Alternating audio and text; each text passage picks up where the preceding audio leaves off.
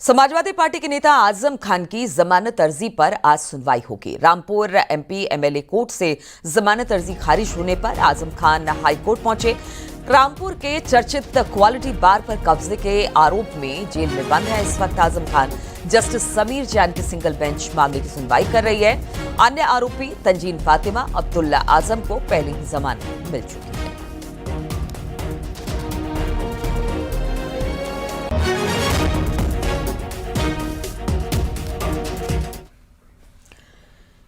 CP Radhakrishnan NDA के उपराष्ट्रपति उम्मीदवार होंगे। जेपी नड्डा ने सीपी राधाकृष्णन के नाम का ऐलान कर दिया। पीएम मोदी ने सीपी राधाकृष्णन को बधाई दी है। प्रधानमंत्री मोदी ने बधाई देते हुए कहा कि सीपी राधाकृष्णन प्रेरक उपराष्ट्रपति बनने। गृह मंत्री अमित शाह ने भी सीपी राधाकृष्णन को बधाई दी। कहा राधाकृष्णन जी को लंबा सार्वजनिक अनुभव है। सीएम योगी ने भी उपराष्ट्रपति उम्मीदवार बनने पर सीपी राधाकृष्णन को बधाई दी। 21 अगस्त को सीपी राधाकृष्णन नामांकन करेंगे।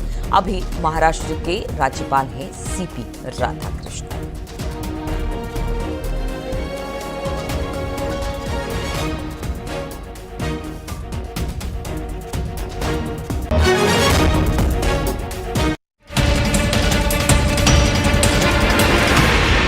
उपराष्ट्रपति पद के लिए एनडीए ने अपने पत्ते खोल दिए हैं। सीपी राधाकृष्णन एनडीए के उपराष्ट्रपति पद के उम्मीदवार होंगे। प्रधानमंत्री नरेंद्र मोदी की अध्यक्षता में हुई बीजेपी संसदीय बोर्ड की बैठक में सीपी राधाकृष्णन के नाम पर मुहर लगी। बैठक के बाद बीजेपी अध्यक्ष जेपी नड्डा ने प्रेस कॉन्फ्रेंस में उपराष्ट्रपति पद के चुनाव के लिए सीपी राधाकृष्णन को एनडीए का आधिकारिक उम्मीदवार घोषित किया। ये तय हुआ कि हमारे उपराष्ट्रपति के प्रत्याशी के रूप में हमारे महाराष्ट्र के राज्यपाल श्री सीपी राधाकृष्णन जी, चंद्रपुरम पुन्नास्वामी राधाकृष्णन जी, उनको हम एनडीए का प्रत्याशी बनाएंगे और वो एनडीए के प्रत्याशी के रूप में रहेंगे। तमिलनाडु के तिरुप्पुर में 20 अक्टूबर 1957 को जन्मे चंद्रपुरम पुन्नास्वामी राधाकृष्णन बीजेपी के वरिष्ठ नेता रहे हैं और 31 जुलाई 2024 से वो महाराष्ट्र के राज्यपाल पद पर आसीन हैं। राधाकृष्णन ने अपने राजनीतिक जीवन की शुरुआत आरएसएस और जनसंघ से की है। वे 1998 और 1999 में कोयम्बटूर से लोकसभा सांसद चुने गए। 2003 से 2006 तक तमिलनाडु के बीजेपी अध्यक्ष रहे। सीपी राधाकृष्णन फरवरी 2023 से जुलाई 2024 तक झारखंड के राज्यपाल रहे। इसके अलावा मार्च से जुलाई 2024 तक तेलंगाना के राज्यपाल का अतिरिक्त प्रभार और मार्च अगस्त 2024 तक पुडुचेरी के उपराज्यपाल का अतिरिक्त कार्यभार भी संभाला।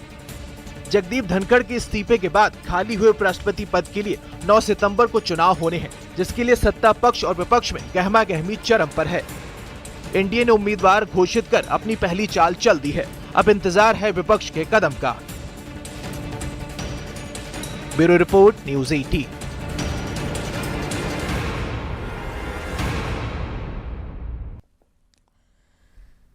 मुख्य चुनाव आयुक्त ज्ञानेश कुमार ने कांग्रेस सांसद राहुल गांधी का नाम लिए बगैर उनके आरोपों पर बड़ा बयान दे दिया। सीईसी का कहना है कि चुनाव आयोग और वोटर लिस्ट को लेकर जो आरोप लगाए गए हैं वो निराधार और झूठे हैं। सीईसी का मानना है कि अगर उनके पास अपने दावे का सबूत है तो उन्हें 7 दिन के भीतर भीतर शपथ पत्र देना होगा, नहीं तो पूरे देश से माफी मांगनी होगी। वहीं इसे लेकर कांग्रेस और समाजवादी पार्टी ने सरकार पर पलटवार किया। देखिए जरा ये रिपोर्ट।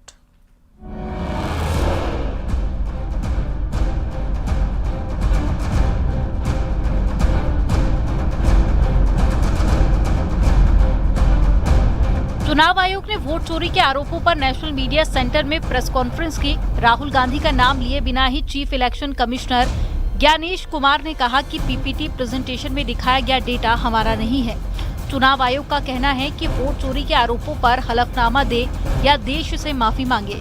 7 दिन में हलफनामा नहीं मिला तो आरोपों को निराधार समझा जाएगा। जो दुनिया के बड़े बड़े जनतंत्र जिसके लिए सोच सकते हैं, दुनिया का सबसे बड़ा जनतंत्र है भारत। दुनिया का सबसे बड़ी मतदाता सूची हमारे पास है, लगभग 90 करोड़ से 100 करोड़ के बीच में। सबसे बड़ी मतदाता सूची, सबसे बड़े चुनाव कर्मियों की फौज, सबसे ज्यादा मतदान करने वाले लोगों की संख्या, और इन सब के समक्ष, सारे मीडिया के समक्ष ये कहना कि अगर मतदाता सूची में आपका नाम एक बार और है तो आपने 2 बार मतदान किया होगा और कानूनी अपराध किया होगा, और मेरे सारे मतदाताओं को अपराधी बनाना और चुनाव आयोग शांत रहे, संभव नहीं। हलफनामा देना होगा या देश से माफी मांगनी होगी, तीसरा विकल्प नहीं है। आपके माध्यम से मैं यह भी कहना चाहता हूं, अगर 7 दिन में हलफनामा नहीं मिला तो इसका अर्थ ये सारे आरोप निराधार हैं। वहीं कांग्रेस का कहना है कि चुनाव आयोग की बातें तर्कहीन है। चुनाव आयोग बीजेपी के टूल के तौर पर बर्ताव कर रहा है, ऐसे में शक होना लाजमी है। विपक्ष को बराबर मानते हैं, अनुराग ठाकुर को नोटिस कब दे रहे हैं? राहुल जी की तो प्रेस वार्ता के बीच में आपने नोटिस दे दिया। अनुराग ठाकुर को तो अभी तक 3 दिन हो गए, नहीं मिला। आप बीजेपी के एजेंट बनने की अब आपकी उम्र नहीं है, आप एक आला अधिकारी रहे। हो सकता है आपको ये लालच होगा कि रिटायरमेंट के बाद हर बार वो अलग अलग पॉलिटिकल पार्टीज की मीटिंग्स बुलाते रहे, जैसे पहले किसी वक्त होती थी, उनसे चर्चा करते थे एक एक चीज़ पे, उनसे राय लेके आगे को क्या कोर्स ऑफ एक्शन होता है उसके हिसाब से काम करते। बिल्कुल मनमर्जी के साथ हो रहा है और फिर उसके बाद कह रहे हैं, मैं कहता हूँ उनकी एक हमाकत है इस बात की कि उन्होंने यहाँ तक कहा कि वो उनको माफ़ी मांगनी पड़ेगी राहुल गांधी को। माफ़ी तो उनको मांगनी है कि उन्होंने देश के साथ क्या कर रखा है। बीजेपी नेता उमा भारती का कहना है कि चुनाव आयोग हर शिकायत को सुनता है। अगर लोग आपको वोट नहीं कर रहे हैं तो आप खुद से आत्मचिंतन करें।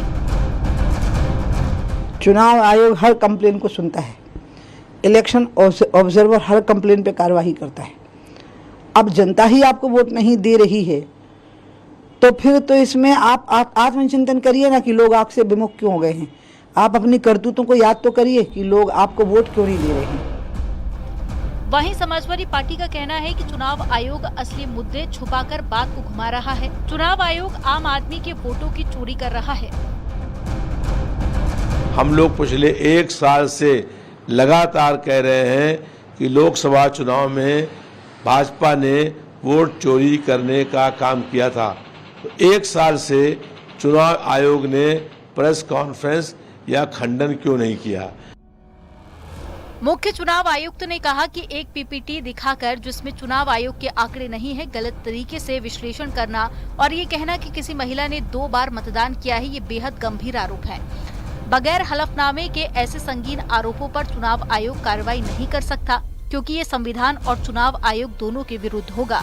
Bureau report, news 18, Uttar Pradesh, Uttarakhand.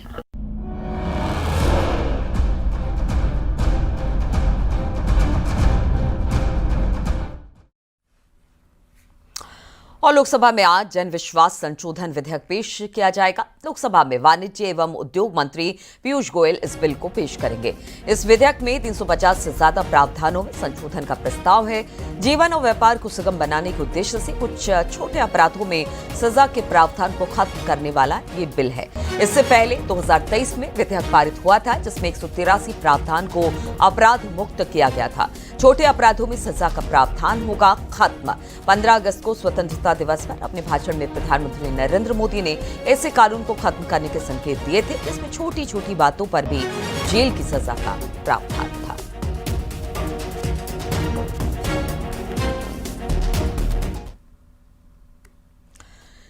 Firozabad के शुकुआबाद थाना क्षेत्र में मजार तोड़ने के मामले में पुलिस ने 2 सगे भाइयों को गिरफ्तार किया। घटना 12-13 अगस्त की रात की है। कुछ लोगों ने मलखानपुर की नई बस्ती की पुरानी मजार में तोड़फोड़ की। इसके बाद पुलिस ने मुकदमा दर्ज किया था। फिलहाल आरोपी के खिलाफ कानूनी कार्रवाई की जा रही है।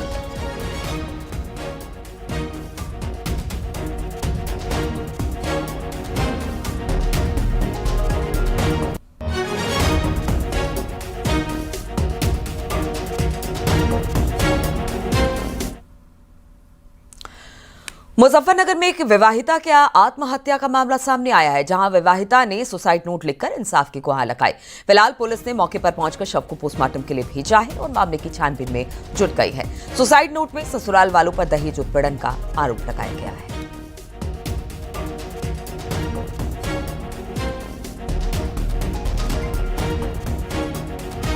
जानने वाले हैं उन्होंने बताया कि ये ससुराली जन द्वारा दहेज प्रताड़ना से परेशान थी और मरने से पहले उसने व्हाट्सएप पे एक स्टेटस भी लगाया जिसमें उसने अपने ससुराली जन को अपनी मृत्यु के लिए जिम्मेदार बताया है। पुलिस द्वारा इसमें तहरीर प्राप्त कर सुसंगत धाराओं में मुकदमा पंजीकृत करते हुए आवश्यक विधिक कार्रवाई अमल में लाई जा रही है। और उत्तर प्रदेश में अपराधियों की धरपकड़ लगातार जारी है। फर्रुखाबाद में पुलिस ने अवैध हथियारों का निर्माण करने वाले 2 शातिर आरोपियों को गिरफ्तार किया। आरोपियों के पास से अवैध तमंचे, हथियार बनाने वाले उपकरण बरामद हुए हैं। वहीं मुजफ्फरनगर में पुलिस ने चेकिंग के दौरान 4 शातिर गाड़ी चोरों को गिरफ्तार किया। आरोपियों की निशानदेही पर 6 चोरी की कार और 2 अवैध तमंचे बरामद किए गए। कासगंज में पुलिस ने फरार 4 वारंटियों को गिरफ्तार कर जेल भेजा है। ये 3 तस्वीरें आप देखिए। 2 शातिर आरोपी गिरफ्तार फर्रुखाबाद में, 4 गाड़ी चोर गिरफ्तार मुजफ्फरनगर में और 4 वारंटी गिरफ्तार हुए हैं कासगंज में।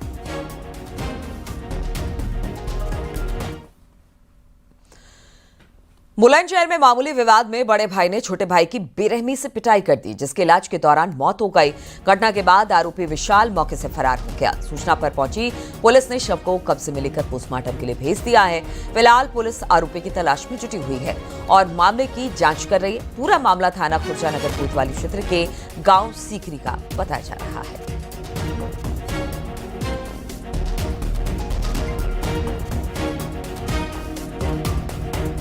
राम को अस्पताल लाया गया एवं दौरान उपचार उसकी मृत्यु हो गई।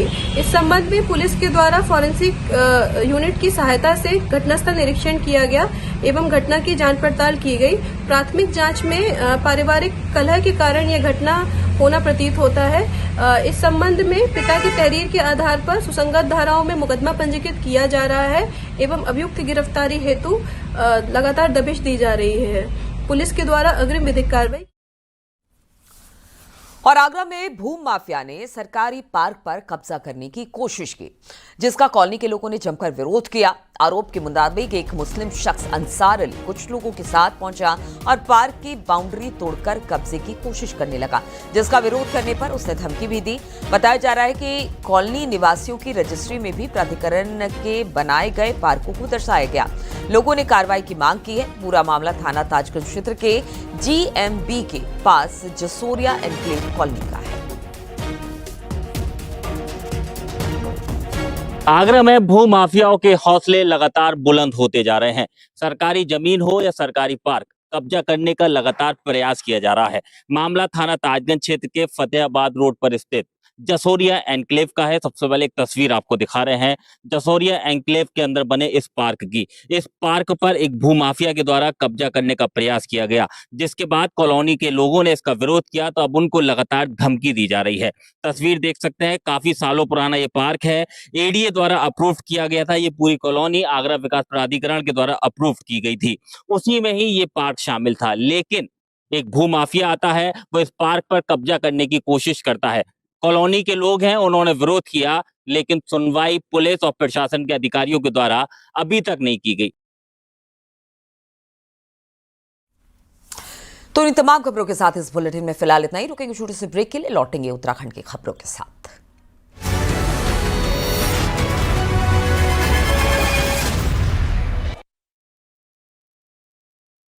अगर आप देख रहे हैं न्यूज़ 18 उत्तर प्रदेश उत्तराखंड।